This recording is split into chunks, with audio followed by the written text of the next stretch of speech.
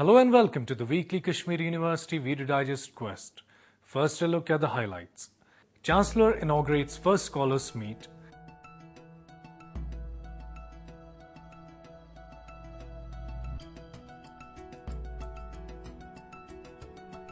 Meeting of Academic Council held.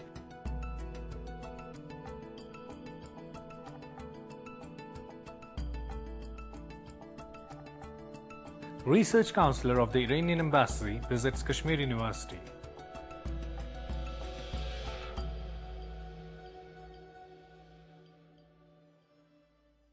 Now the details of these events with your host Omar Malik.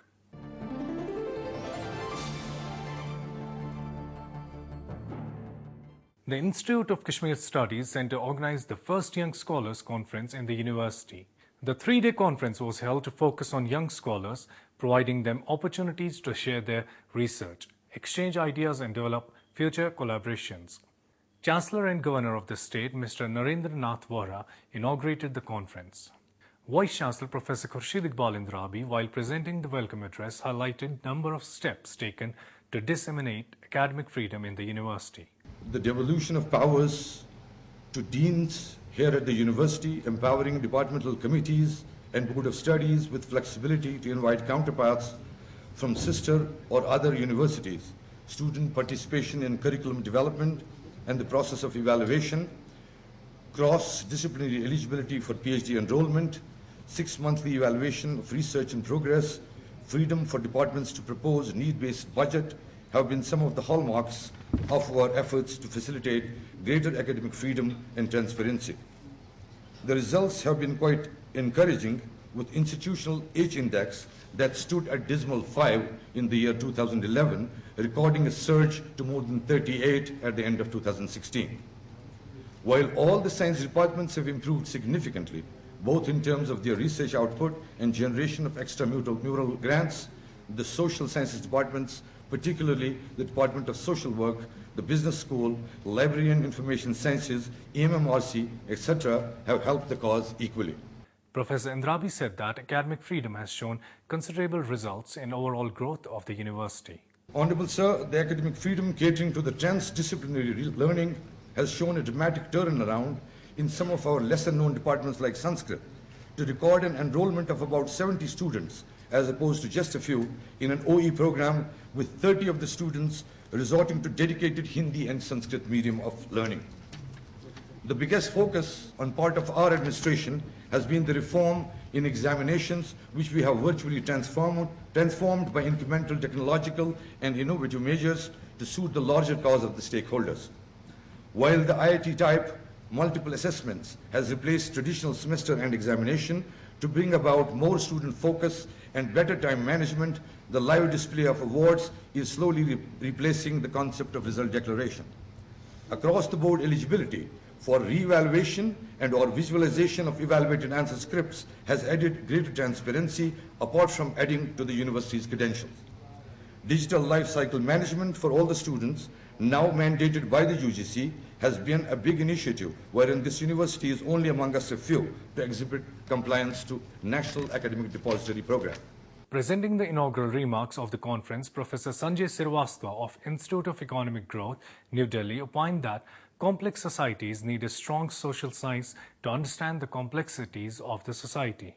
One of the reasons why you need very strong research centers and strong universities outside the main universities, by which I mean the main larger cities, is precisely because complex societies such as the one that here in Kashmir require a strong social science context in order to understand what is it that people feel, what are their aspirations, what are the complexities of their life. And it seems to me that the Kashmir University in general and the Institute for Kashmir Studies in particular is attempting to do precisely that, to provide a context whereby people of different persuasions, people with different ideas, people who wish to understand the relationship, for example, between one of the things we do quite often is to forget that social sciences are places which provide very significant context to understand different spheres of society, whether it's science and technology, or whether it's religion, whether it's family and kinship.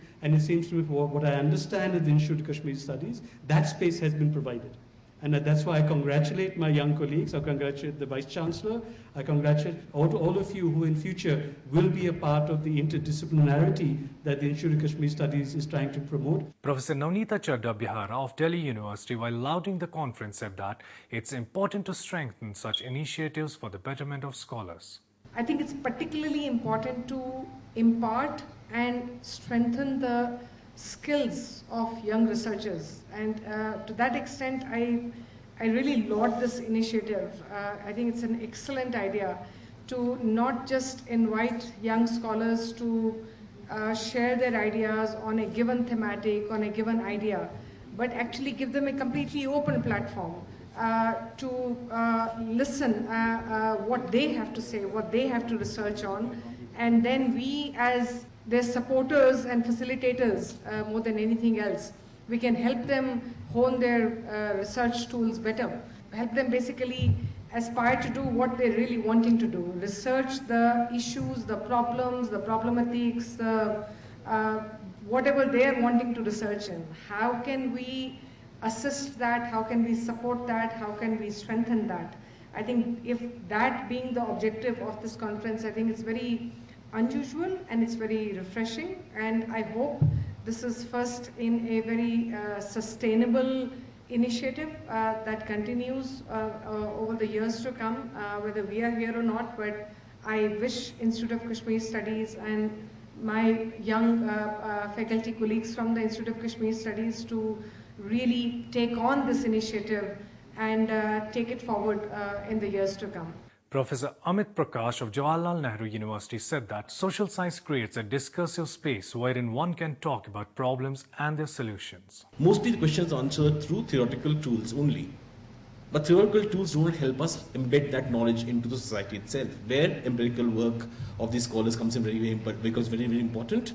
That you have to argue out the case based on actual empirical experience of 30, 40, 50 years and show that theory actually is to move on, which is not moved on. Which brings me to another very simple and important question of social science. Social science is often seen to be offering solutions to particular social problems. Okay, that's important. I wouldn't undermine that role at all.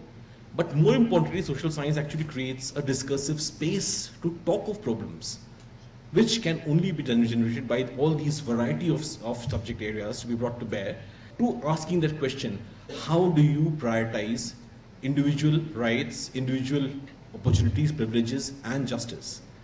That can only be answered through creating a social space where discourses of a variety of empirical cases can be brought to bear to question and interrogate some of the basic premises of liberal theory, which I think is exactly what this conference is trying to do.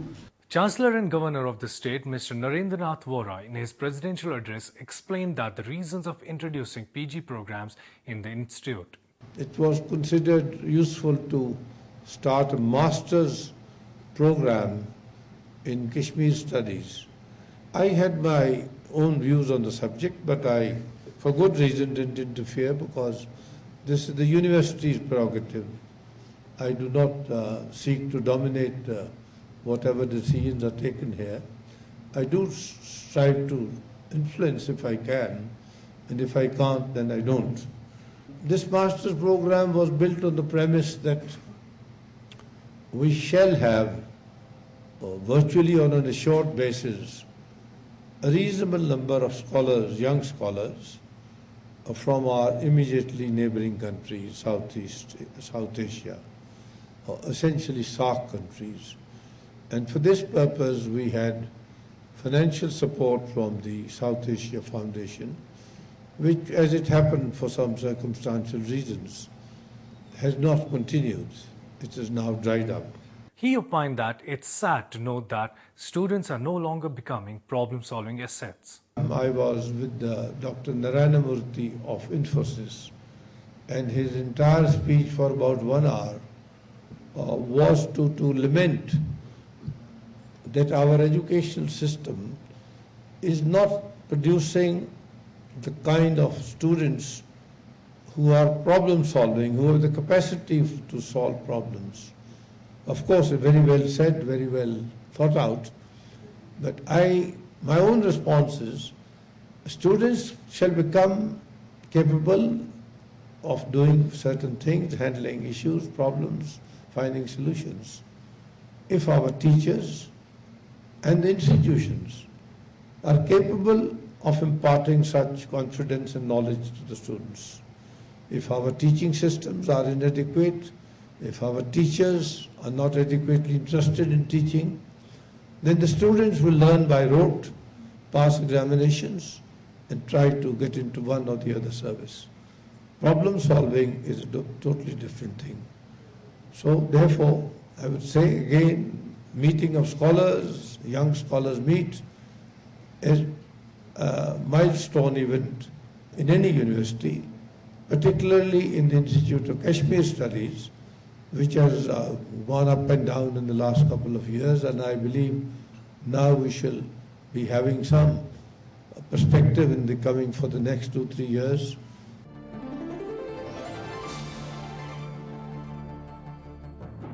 The 52nd meeting of Academic Council was held in the Gandhi Bhavan Conference Hall.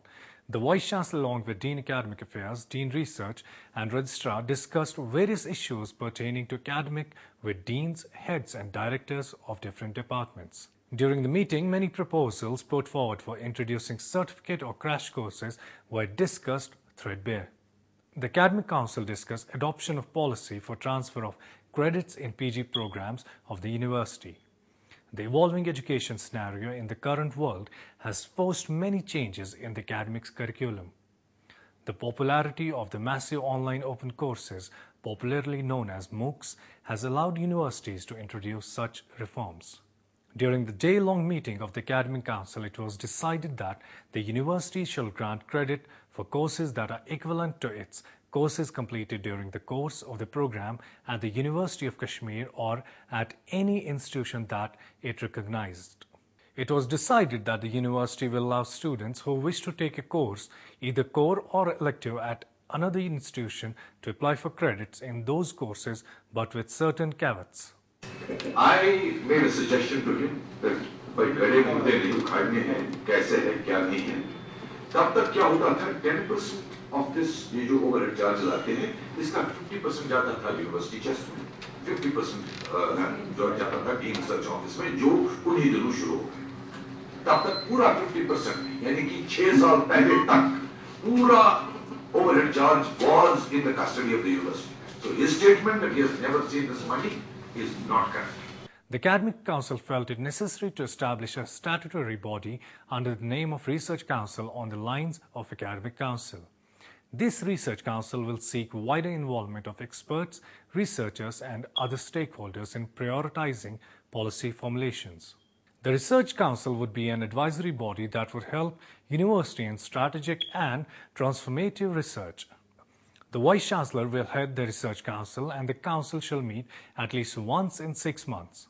However, the Research Council will not take any decision on any matter falling within its competence, which involves financial and administrative implications without obtaining prior approval of the syndicate or the University Council.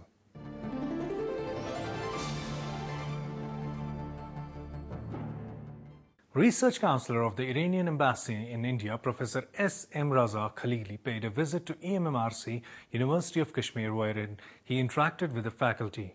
Producer EMMRC, Mr. Tariq Abdullah, detailed him about the functioning of the centre and showed him some showreels of the programs that are being produced in the centre. Professor Khalili later took a tour of the centre and appreciated the infrastructure and resources that the centre has been able to make in 27 years of its existence.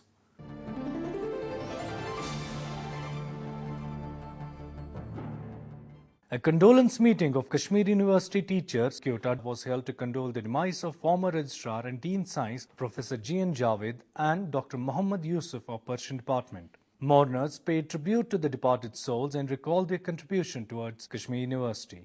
Dean Research, Professor Zafar Ahmed Rishi, Quetta President, Professor Muhammad Hussain, Mr. Nasir Mirza of Media Education, Dean Students Welfare, Professor G.N. Khaki, CUMSA President, Mr. Abdul Rashid, Quetta Joint Secretary Mr. Tariq Abdullah and General Secretary of Kyoto, Dr. Musawwir Salam, spoke on the occasion and recalled the memories of the departed souls.